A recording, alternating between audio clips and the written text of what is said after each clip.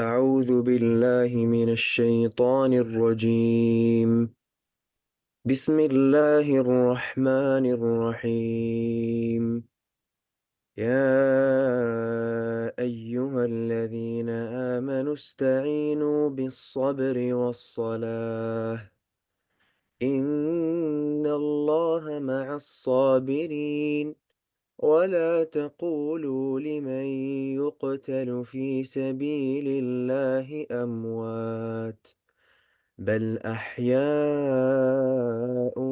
ولكن لا تشعرون ولنبلونكم بشيء من الخوف والجوع ونقص من الأموال والأنفس والثمرات وبشر الصابرين الذين إذا أصابتهم مصيبة قالوا إنا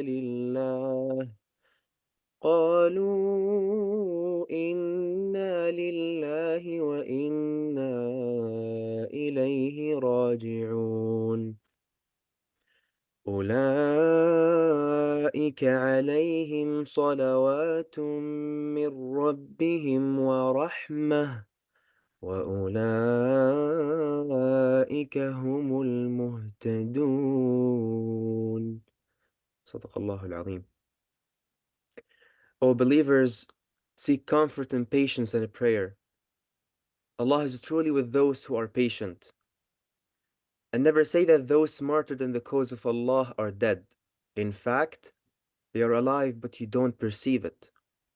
And we will certainly test you with a touch of fear and famine and loss of property, life and crops, and give good news to those who patiently endure, who when faced with a disaster say, "Surely to Allah we belong, and to Him we will all return." They are the ones who will receive Allah's blessings and mercy, and it is they who are rightly guided. Thank you, Ahmed, for this beautiful recitation from the Quran and the interpretation in English of what you read. My name is Ihab Lutayef. I am emceeing today's commemoration. I would like to welcome you all at this McGill's commemoration of the Quebec City Mosque attack of 2017 and the 2024 National Day of Remembrance and Action Against Islamophobia. I would like to start with a land acknowledgement before we begin the ceremony. I would like us to we always remember that McGill University is located on unceded land that served as a site of meeting and exchange amongst indigenous peoples, including the Haudenosaunee and the Anishinaabe peoples for many, many decades. We acknowledge and thank the diverse indigenous people whose presence makes this territory on which peoples of the world now gather a fruitful one. And I hope that we all work as much as we can to make the future better for everybody and help reverse any injustices that happened in the past. We are here today to remember the victims of the 2017 Quebec City Mosque attack. Not only those who died, but also those who were injured, those who were widowed, those who were orphaned, and those who have been hurt in any way during that attack. Those who were killed, let's remember their names: Ibrahima Barry, Mamadou Tano Barry, Khalid Belqasmi, Abdel Karim Hassan, Izzuddin Sufyan, and Bubakar Thabiti. Next, I would like to acknowledge the presence and support with us of our elected representatives. First, Madame Jennifer Macron, Deputy de Westmount Saint-Louis, et notamment porte-parole de l'opposition officielle en matière de lutte contre le racisme, porte-parole de l'opposition officielle en matière de sécurité publique, et porte-parole de l'opposition officielle pour les communautés to SLGBTQIA+. Welcome, Ms. Macroni, with us today. And also, I would like to acknowledge the presence of Madame Alia Hassan Cornwall, conseillère de la ville pour l'arrondissement de Mercier-Hochelaga-Maisonneuve et conseiller associé à la mairesse. Madame Hassan Cornwall represents la mairesse Valérie Plante with us today. Welcome, Alia. Bonjour tout le monde. Alia and Jennifer, I'm calling them by their first names because we know each other well. Welcome to both of you, and thank you for being with us today. Now I would like to invite Provost and Executive Vice President Academic, Professor Christopher Manfredi, to share his thoughts with us. Merci Ahab et bonjour à tous. Salam alaikum. Au nom de l'Université McGill, je tiens à vous remercier de vous joindre à nous à l'occasion de la Journée nationale de commémoration de l'attentat à la mosquée de Québec et d'action contre l'islamophobie. J'aimerais souhaiter la plus cordiale bienvenue aux distingués invités qui sont avec nous aujourd'hui. I would also like to extend my warmest greetings and gratitude to the Student Association representatives and all the students who are with us today. The last few months have been trying ones for our university community, marked by grief and suffering due to the war in the Middle East, and we welcome the unity of the McGill community as we gather for this important commemoration. The university environment is a constant forum for debate and discussions, divergent views and opinions.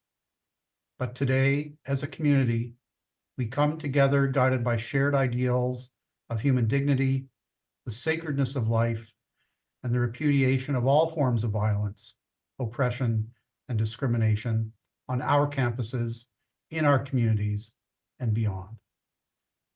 Although today is a day of sadness across Quebec and Canada, we find comfort and strength as a united community.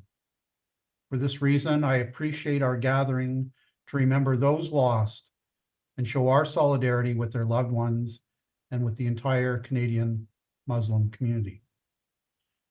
I would now like to read a statement from Professor Deep Sani, President and Vice Chancellor of McGill University, who regrettably could not join us today, but has asked us to share a few words with you on his behalf.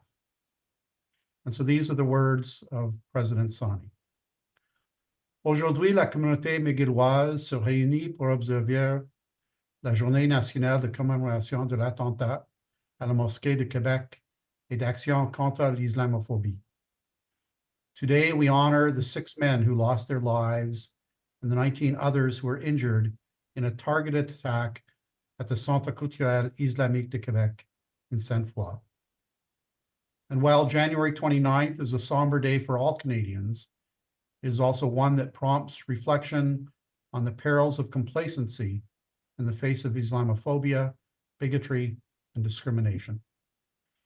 Such reflection is especially meaningful in the present context, as a devastating war in the Middle East continues to unfold. In this context, we are called upon with particular urgency to recommit our efforts to protect the principles of unity, inclusivity, and respect for people of all cultures and faiths. This is a responsibility that we bear as members of our diverse McGill community and as democratic citizens striving to create an environment that enables the flourishing of one and all. And so today, as we honor the memory of the lives tragically taken, let us recommit our efforts to addressing, condemning, and combating Islamophobia, along with all forms of hate and discrimination. Ensemble, nous élevons nos voix contre l'intolérance et nous réaffirmons haut et fort nos idéaux de respect, d'ouverture et d'inclusion. Allow me to add my voice to that of President Sani's, to reaffirm McGill's ongoing commitment to the values of mutual respect and inclusion and ensure that they are upheld into the future. Our university brings together people of all backgrounds, identities, and beliefs. This diversity is a strength, and it fuels excellence at McGill. Today, I want to emphasize the importance of our commitment in the face of the rising challenge of Islamophobia on our campuses and in society more broadly. The pursuit of our mission requires that we create a safe and supportive climate for all, where everyone feels respected and can flourish. McGill's initiative against Islamophobia and anti-Semitism, launched in 2022, provides us with a roadmap to address these issues. It calls for fostering dialogue, promoting academic freedom, and cultivating an environment of respect and compassion. I want to remind us of the importance of standing firm against Islamophobia and all forms of discrimination, oppression, and racism.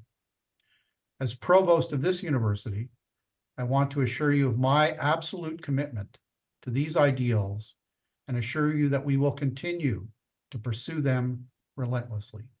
Thank you, merci. Thank you, Professor Manfredi, and thank you for sharing the President's remarks as well. I think it's most fitting now to move to the co-leaders of McGill's initiative against Islamophobia and anti-Semitism, which Professor Manfredi just referred to. I would like to invite Professor Angela Campbell, Associate Provost, Equity and Academic Policies, and Professor Fabrice Lebeau, Deputy Provost, Student Life and Learning, to share their remarks with us. Thank you so much, Ihab. Hello, everyone. Assalamu alaikum. Ihab, thank you so much for leading us through the ceremony today as MC, but also more broadly, I want to acknowledge and express gratitude for the tremendous work you've been doing on campus for many years now in relation to this annual ceremony, but even predating the tragic events of 2017, January 29th, well before that. So thank you so much for your tireless work. So Professor Lebeau, Deputy Provost, Student Life and Learning, and I are delighted to welcome you all here to the 2024 commemoration of this National Day of Remembrance of the Quebec City Mosque attack and action against Islamophobia at McGill. Merci de vous joindre à nous aujourd'hui alors que vous nous réunissons afin d'honorer la mémoire des victimes de l'attentat du 29 janvier 2017 au Centre culturel islamique du Québec et de commémorer cette importante journée nationale. Un jour de deuil et de souvenirs douloureux, non seulement pour la communauté McGilloise, mais pour tout le Québec et le Canada. We would like to acknowledge the valued contribution today and beyond today of representatives from McGill's Muslim Student Association, the McGill Muslim Law Students Association, and the Muslim Medical Association McGill chapter, representatives of which are here today. And let us echo the words of Provost Manfredi in thanking our students for attending today's ceremony and for their courage, commitment, and their resilience. Our special greetings and congratulations also go to the 2024 McGill CCIQ Memorial Award laureates, and they will be honored today in our ceremony. Our present moment is incredibly difficult for many members of our campus community.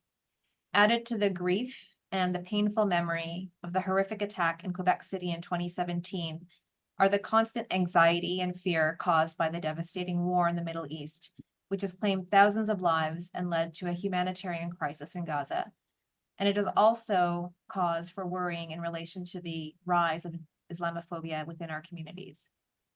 In this context, expressions of compassion, trust, and solidarity are more essential than ever in fostering a sense of belonging and maintaining a caring and supportive character for our institution. Today, we remember the victims of the 2017 attack by coming together in a spirit of peace, community, and shared humanity. In line with our commitments made in the 2022 Initiative Against Islamophobia and Anti-Semitism, McGill University honors Ibrahima Bari, Mamadou Tanu Bari, Khalid Belkacemi, Abubakar Tepti, Abdelkrim Hassan, and Azadine Sufyan.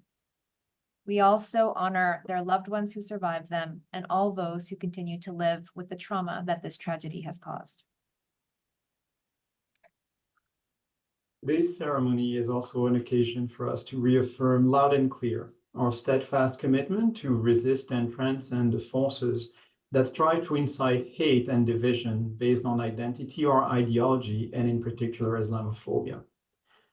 Muslims are crucial contributors to Canadian society. Today, representing 4.9% of the Canadian population, Muslims continue to serve communities across Canada in countless ways, including their essential contribution to our scholarly community. A recent report by Canada's Standing Senate Committee on Human Rights reminded us that incidents of Islamophobia are daily reality for too many Muslims, and received evidence that Canada leads the G7 in terms of targeted killings of Muslims motivated by Islamophobia. Here at McGill, although we continue to resist all forms of hate, including Islamophobia, we recognize that our Muslim students and colleagues continue to live experiences that leave them feeling alienated, unwelcome, distrusted, and feeling that their identities must be hidden. This is simply unacceptable. Muslim students and colleagues must know McGill is your campus too. On this mournful day for our province, I hope that all of us can reflect on and commit to the work needed to build a campus and a society free of oppression and violence. Thank you very much. Merci. Thank you very much, Professor Campbell and Professor Lebeau, for your words. And thank you for acknowledging me as well, Angela, much appreciated.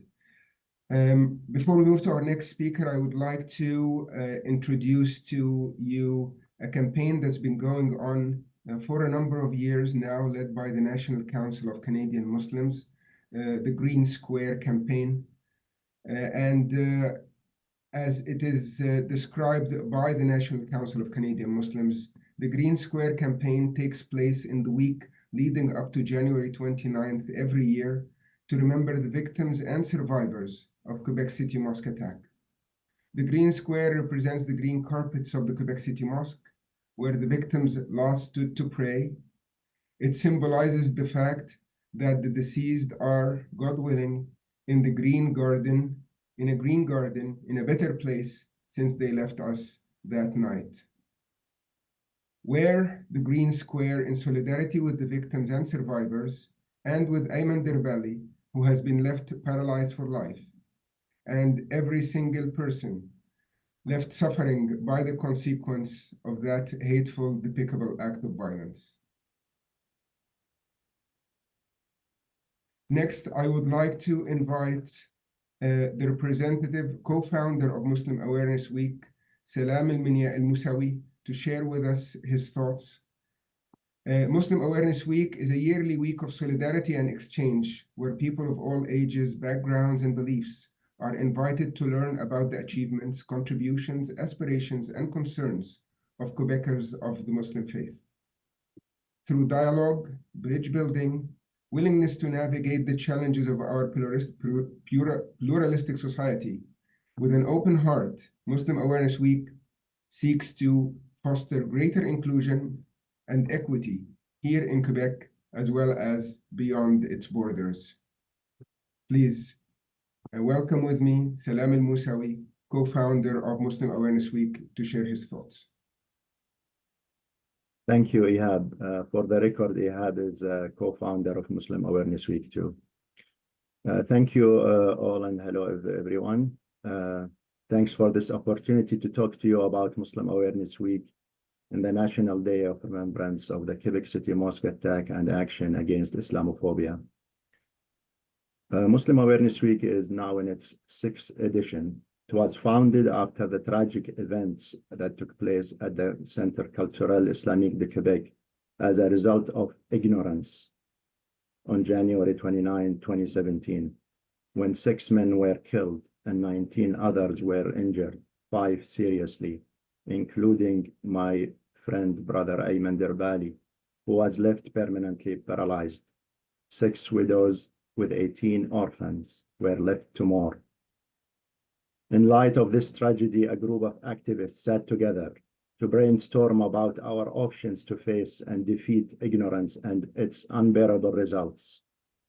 That's when this initiative was born, almost a year after the massacre. The challenges were huge back then, but with time, patience, and many great people like you, who started to board our ship, it started to sail in the turbulent surroundings until it stabilized with the partners' support who believed in our mission. Muslim Awareness Week is an annual week of activities focused on education and highlights the achievements, contributions, aspirations, and concerns of Quebec's Muslim communities. This week's diverse and rich activities offer space for dialogue between Muslim Quebecers and their brothers and sisters in humanity, a dialogue of mutual respect. This dialogue, which builds bridges between communities, is our best defense against discrimination and hate, and it constitutes an important part for our country's success. This kind of exchange runs parallel to the concept of tolerance, which is a fundamental building block of a harmonious, pluralistic society. We are living the rise of hatred due to the conflicts in multiple parts of the world.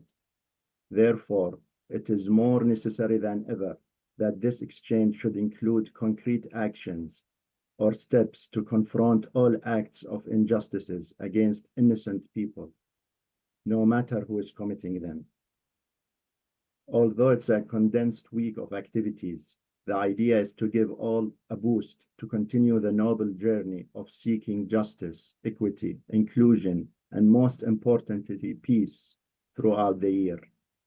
Although the activities commenced mid-last week, there are still many more activities, workshops, and other activities scheduled this week, especially mentioning the commemoration that will be today at Park Metro at 4 p.m., the conference on mental health of the second generation of Muslims in Quebec tomorrow, and the blood donation drive continuing from last week. You may consult our website, ssm-maw.com, for the details of these events as well as the other remaining programs for the week. I would like to thank all our partners and supporters, especially Heritage Canada, without whom we could not have progressed this week.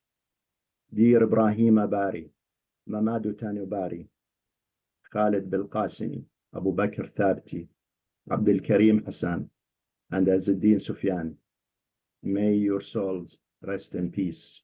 Thank you all, and may peace be upon you. Thank you very much, Salam, for your words.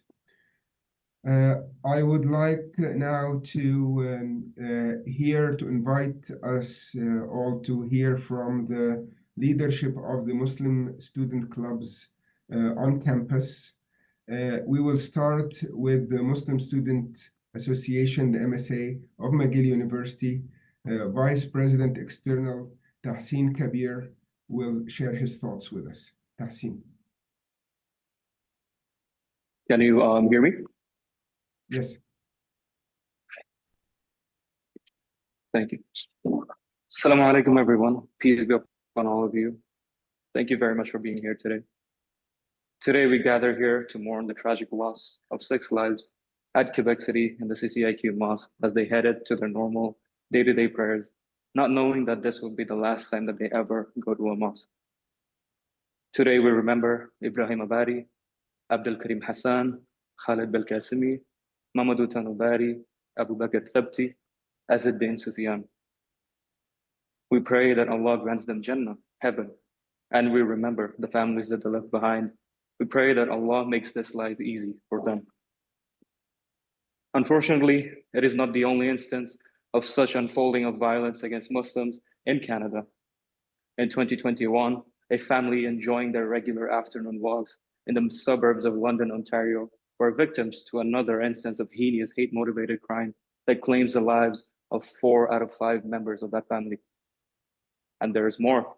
On the other side of the world, we were witness to a horrific massacre that claimed the life of 51 worshippers in Christchurch, New Zealand. And it has been alleged that the terrorist responsible for this act was indeed inspired by the Quebec Mosque attacks. And there are many more instances which we cannot mention for the sake of time. These events are not emerged in a vacuum, but rather are a result of years of failures in leadership, and a heavily biased media industry. And which is why it is very important for us to come together as a community and encourage and celebrate good leadership and strong and impartial leadership within our community. Well, McGill 2 years ago started working on the IAS plan, which is the Initiative Against Islamophobia and Anti-Semitism, which really showed a lot of promise. The Muslim community finally had a gleam of hope that there could be a possibility of having a pluralistic campus where people could celebrate their differences in religion while having acceptance and love for each other. However, unfortunately, less than 2 years after its creation, it was not able to bear its fruit when it was most needed. Since October 17th, we have received reports of students facing microaggressions on campus. We have seen Muslims on campus afraid to do their Friday prayers in fear of being another tragic news headline. We have seen intimidation and silencing tactics, such as doxing, such as publicly filming someone, and even myself had a phone pointed to me like a gun to my head as I casually wore my keffiyeh to the library, hoping for a normal day of studies. And all of this is being facilitated by the biased coverage and extremely dangerous mass emails being sent by McGill. When McGill fails to call the situation in Gaza anything short of a massacre and a genocide, as implied by the interim report of the ICJ, and reduces it to another war in the Middle East, it sends a dangerous and dehumanizing rhetoric. When McGill labels a hitherto peaceful protest for the Palestinians living under a genocide as promoting or inciting violence, it paints a picture that Muslims and pro-Palestinian activists are inherently a security risk. When McGill continuously fails to take our lived experience into account, even after corresponding directly with them in many occasions as the MSA since October 7th, it leads us to believe that McGill's unwavering commitment to inclusion and to reject Islamophobia is indeed wavering and conditional. It seems to the community that McGill's activism only shines when it is easy and falls extremely short when it actually matters. So although we mourn and pray for those who have passed away in this tragic event at the CCIQ Mosque in 2017, we also mourn the 35,000 plus lives that were lost in Gaza, Palestine, most of whom were children, most of whom were women, and many of whom were innocent civilians. And we're disappointed by McGill's selective activism. So far, as long as McGill prioritizes its investments and interests over its own community, the problem of Islamophobia and every other forms of oppression will continue to persist. Thank you. Thank you very much, Tahsin, for sharing your thoughts and your candid feelings with us today. Next, I would like to invite the representative of McGill's Muslim Law Students Association, Sophia Al-Bakir, the Vice President Advocacy of the Association, to share her thoughts. Thank you. Assalamu alaikum, everyone. My name is Sophia, and I am part of the Muslim Law Student Association. First, I would like to thank Tahsin for his courageous message. I share the sentiments. Today, I would like to share with you a few thoughts on Islamophobia and how it operates.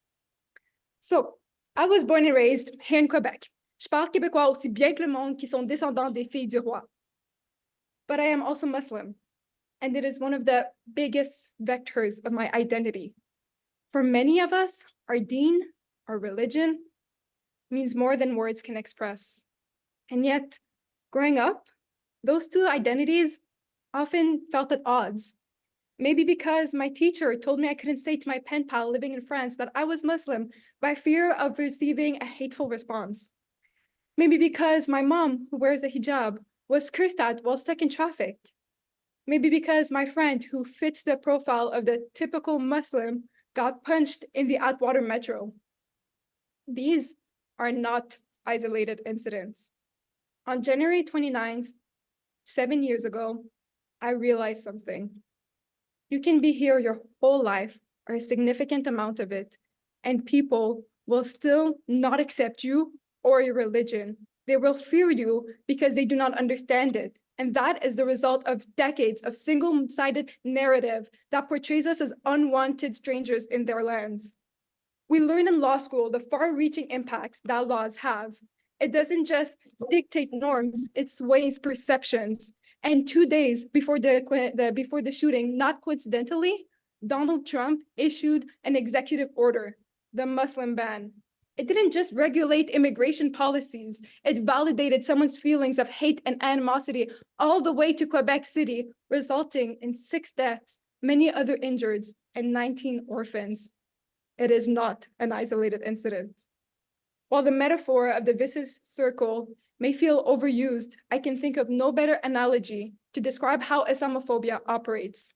These laws and narratives that breed Islamophobia, they influence people.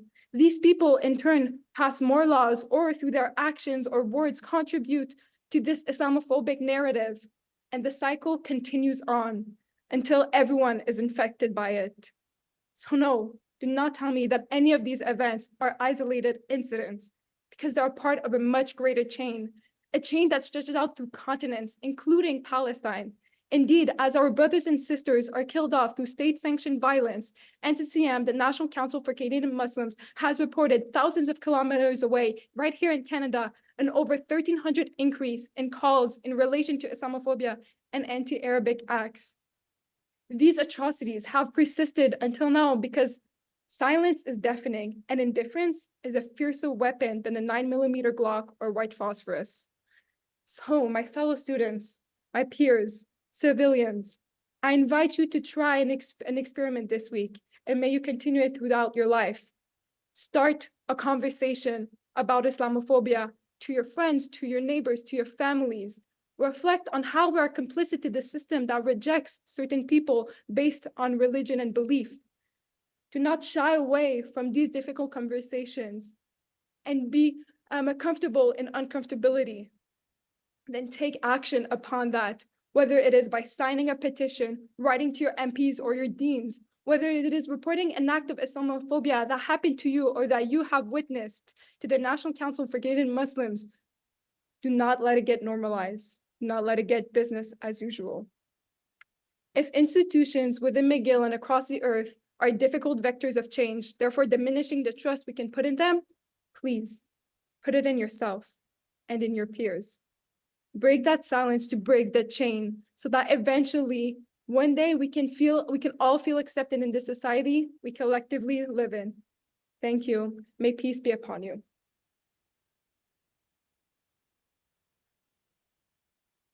Thank you very much, Sophia, for your very courageous, heartfelt, and important message you shared with us today. I would also like to hear from the Muslim Medical Association of Canada, McGill Chapter's representative, Asma El-Muden, the Vice President External. Asma. Assalamu alaikum. Hey everyone, thank you so much for having us with you today, and thank you to Tahsin and Sophia for the beautiful messages you've shared with us. I will now be sharing a few words as a Muslim medical student at McGill. So, Ibrahim Abari, Mamadou Tanoubari, Khalid Belqasmi, Abu Bakr Tabti, Abdel Karim Hassan, Azdin Sofian. Today marks the 7th anniversary of the tragic Quebec City Mosque massacre, where all 6 of these men were brutally murdered and 19 others were injured while engaging in a congregational prayer. In the wake of this pivotal event, the National Council of Canadian Muslims, NCCM, had called on our federal government to declare January 19th as a National Day of Remembrance and Action on Islamophobia. Yet, in the chorus of voices that echoed in response, opposition emerged from some who argued that not everyone is Islamophobic. However, this day was never rooted in the assumption that everyone is Islamophobic. Instead, this day's essence lies in acknowledging and rectifying the very real, tangible challenges faced by the Muslim community. This day is a mirror reflecting the struggles of Muslim women who, in the underground of metro stations, instinctively press their backs against the farthest wall from the rails. This day sheds light on Muslim men who are unfairly perceived as inherently violent and dangerous. This day resonates with the battles fought by Muslim women under the weight of Bill 21. This day speaks to the profound impact on Muslim students who, within the supposed sanctuaries of learning, grapple with feelings of insecurity and a lack of support. Medical school is not immune to the pervasive issue of Islamophobia. Just a few months ago, while sitting right in front of me, a fellow classmate asked a disheartening question to another. Do you sometimes feel threatened by Muslims in the cohort? The gravity of such a question resonated deeply within me, but what struck me even more was the attempt to justify it by claiming an inability to differentiate between Arabs and Muslims. This moment is a scarring point for me, and it was made even more profound by the absence of any immediate action to rectify the situation. In a recent mandatory religion session organized to acquaint us second-year medical students with various faiths, there was an unfortunate oversight: the omission of any representation of Islam, a prominent religion in Quebec. This omission isn't merely an educational lapse, it felt to me as an erasure of a crucial dimension of our diverse society. As a Muslim medical student, this experience left me feeling abandoned and neglected. As these recent incidents make clear, just because Islamophobia is absent from daily headlines, it doesn't mean that the problem is going away. So let us not dilute the narrative. This day is a poignant reminder not of universal guilt, but of a collective responsibility to dismantle the barriers that perpetuate Islamophobia. This day marks the 7th anniversary of the tragic Quebec City Mosque massacre. To McGill and the Faculty of Medicine and Health Sciences, let the memory of all the martyrs who've lost their lives 7 years ago become an opportunity for introspection, compassion, and a commitment to building a future where every student, irrespectively of their faith, feels safe, supported, and truly included. We want more, and we need more. Thank you all, and may peace be upon you. Thank you, Asma, equally to Tahsin and Sophia. I think your words bring out the sentiment of the Muslim students at McGill jointly and clearly, and I really thank you for your contributions to this event today. Before we move on to the next presenters, I would like to invite everybody with us on the Zoom, watching us remotely, to have a minute of silence and reflection about the innocent lives that were lost in Quebec City and everywhere around the world.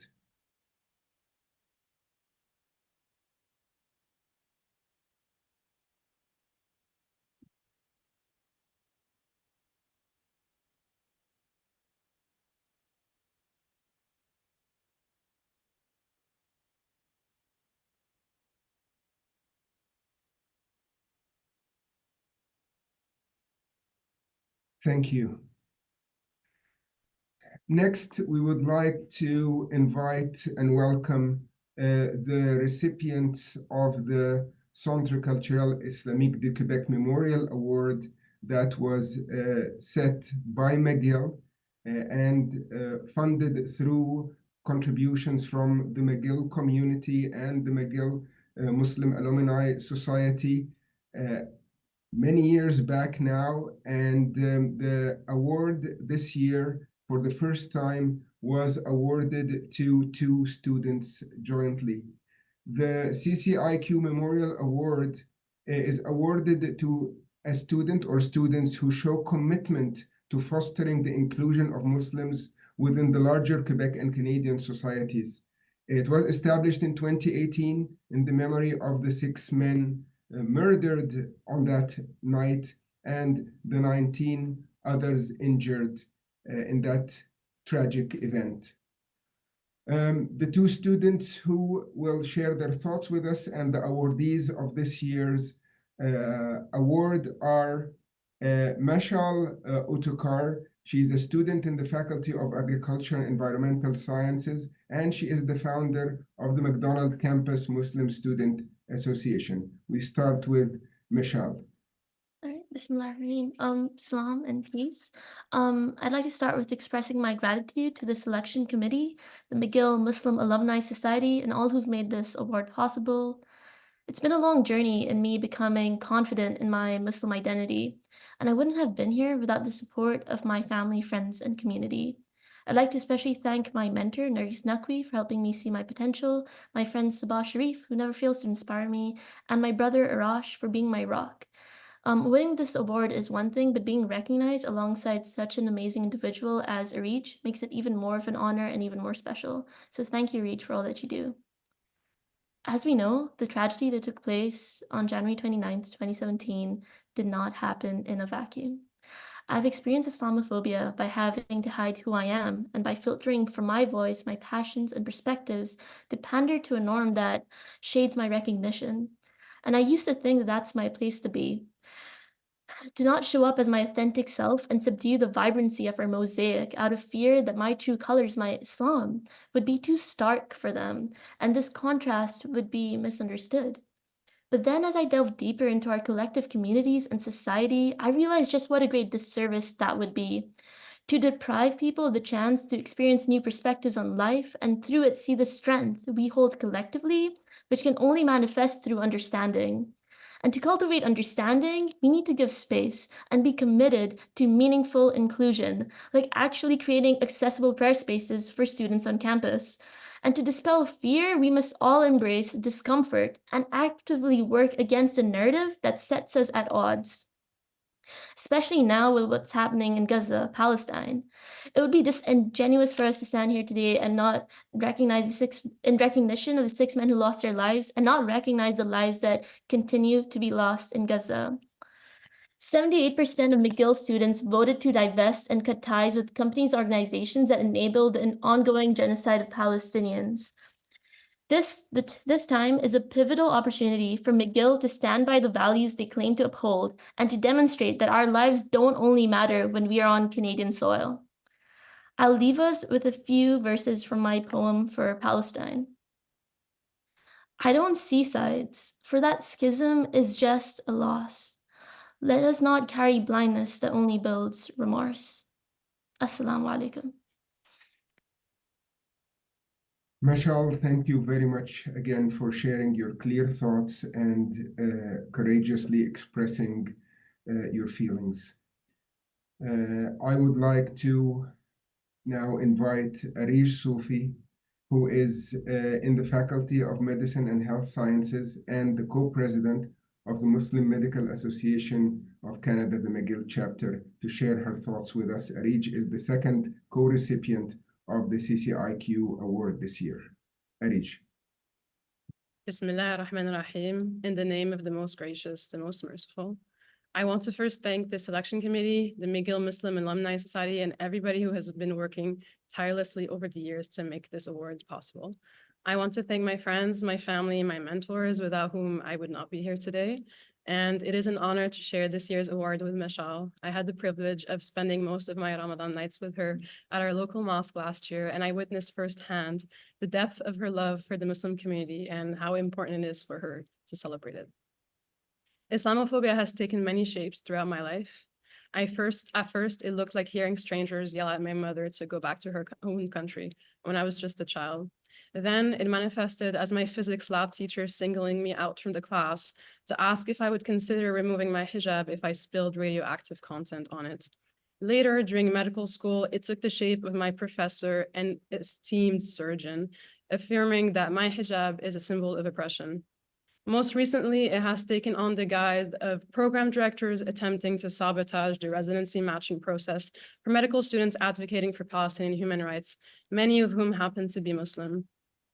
You see, Islamophobia reveals itself in many ways, and it accompanies us through all stages of life. It feels like the clothes I put on every morning. Every single day, we must steel ourselves for the worst. And when my days go absolutely fine and doubts about overreacting surface, I am reminded of the 6 lives we lost 7 years ago today, and of the unsettling truth that it could have been me. It could be me any day. Islamophobia not only ruins lives by cutting them short, but it also does it by snatching our youth's dreams and aspirations.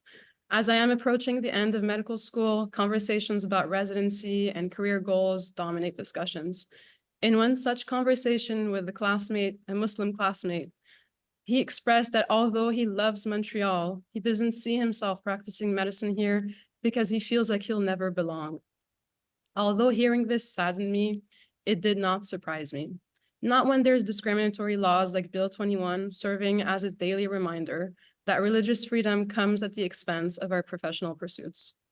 The hostile environment we live in stifles the dreams of the young, brilliant Muslims like my classmate. In a time where our healthcare system is strained by increased demands and a diminished workforce, the burden of Islamophobia is a disservice to us all. If we want our youth to remain in the province and to reach their full potential as they see fit, unhindered by discrimination, then we must do better and we must not stop until that goal is achieved. In medicine, we often work within algorithms. If a certain treatment doesn't work or if a certain diagnosis doesn't make sense, we progress down the algorithmic tree until we're out of options. And I can tell you that as a society, we have not exhausted all of our options in the fight against Islamophobia. I'll leave you with this quote from the social justice activist Jane Guskin. In this moment, nothing we do will ever be enough, and yet everything we do matters. Thank you, and may peace be upon you all. Thank you very much, Reach, for your thoughts and your wisdom and insight as well. I really have to say that what we heard from all the student representatives today was eye-opening and really important for this occasion and for our society and future in general. I would like now to invite the representative of the Islamic Studies, the Institute of Islamic Studies, Professor Sitrag Manoukian, who is also a professor of anthropology, to share some closing remarks for today's event. Thank you. Good morning to everyone. I've been invited to speak here on behalf of the Institute of Islamic Studies at McGill, the unit where I teach here at the university. The Institute of Islamic Studies renews its solidarity to the families affected by the attack and the larger Muslim community of Quebec and beyond. It rejects any form of Islamophobia and discrimination expressed in any language. At the Institute, we cultivate an open space dedicated to research, teaching, and learning about the richness, complexity, and multifaceted nature of Islam.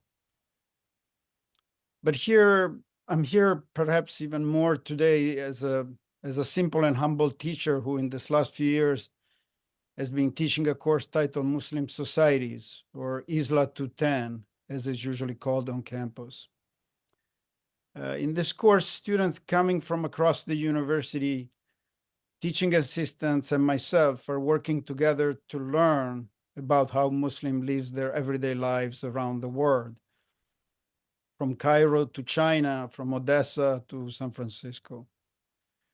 We read analysis of Islamophobia and racism, but we also read about the different ways in which Muslim women and men relate to Islam, devoting themselves to charity, debating theological and jurisprudential points, engaging in politics, praying, and expressing themselves in a variety of ways. And it is uplifting indeed for me to see the passion and commitment that students coming from around the world here at McGill put in this class. This course, Muslim Society, but I think all research and teaching at a university is not designed to provide ready answers, but instead is designed to learn how to ask better questions in addressing complex problems. Ask how, maybe, and not just why. Ask questions that go beyond the simplistic analysis, for example, on Palestine, that we often hear across the media and at times even in official statement by our own institution, our university. It is, I believe, by posing questions in our teaching and research, questions like the one the students we heard from today have posed so eloquently, that we can also counter the inevitable tendency inscribed in any commemoration ceremony of risking sounding hollow. And with this wish that this ceremony wouldn't sound hollow, that I thank everyone. Thank you. Thank you, Professor Manoukian. And as we conclude this commemoration, I would like to remind everybody and each one of us, administration, elected representatives, students, and everybody, that change to the better is needed, and that change takes courage, hard work, sacrifice, honesty, and openness and willingness to expose yourself and face the difficult terrain to get that change happening. So I hope that this is what we will all take from today's event and keep continuing to work hard to establish a better society and community and world that we would not see what happened before and is happening now happen again ever. Thank you all for being here. Thank you for your time. Thank you for your words. Thanks to those who are watching.